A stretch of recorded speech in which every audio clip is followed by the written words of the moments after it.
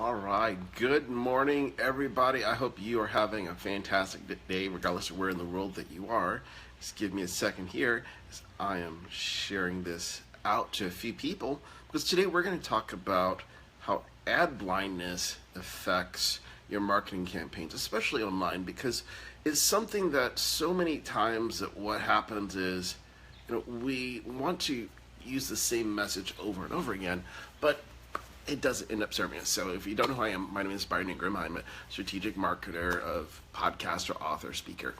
And today we're going to focus on ad blindness and how to not only just identifying what it is, but also how we can begin overcoming it. So let's first define what it is. Ad blindness is what happens when you see the same ad over and over again. And as a result of it, its effectiveness starts getting lower and lower. So here's a great example. Look at the Super Bowl of every single year. You have companies that spend millions of dollars on these amazing advertisements, 30-second commercials and so forth. But guess what happens? After, a couple weeks, you just kind of go, you don't think about it. So I want you to think about that for a moment. How many of you right now can still think about those commercials that aired just a little over a month ago? Do you still know what those are? Do you even know about them? Have you seen them on TV anymore? Some of them, yes, but a lot not anymore, because their effectiveness has worn off. And the same principle applies when it comes to your advertising campaigns that you're running here on Facebook. So what does this mean to you? It means, depending on your audience, depending on what you're doing, that you need to change up your ads. Because what happens is, if people see the same thing over and over again, they're not necessarily thinking about you, but they're going to associate with something that's already happened. So here's a great example.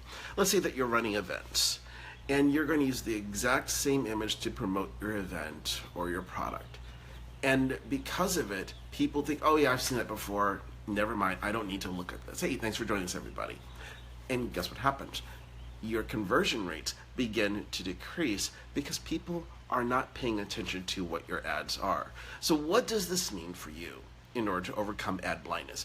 You simply need to do one thing, and that's beginning to change your image. And because when you change the image, you're creating a pattern interrupt. Now the brain, the way it functions, it sees something different. And that's what you want to do. Because if something is the same thing, because of pattern recognition, it's going to go right past you because you recognize it. Think about when you're driving to and from places. You're taking the same exact route. You don't notice all the buildings that are there anymore because it's part of the background. But the moment something's different, let's say there's a new sign that's put up, or a new restaurant has opened, or whatever, you notice it in an instant because it doesn't fit inside of your existing paradigm, in terms of your existing pattern recognition. So this is why you want to change up your ads. So how often should you do it?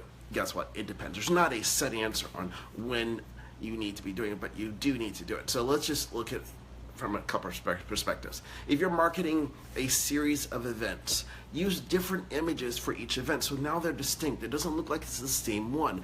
That's a great way to do it. Let's say you're in real estate. Use different houses. There's, how many a major estate? Pick one. You want to make sure that it looks different each and every time so you stay in front of people. Now, let's say that you're marketing a coaching program or things like that. Well, then what you want to consider doing in terms of marketing it, test it.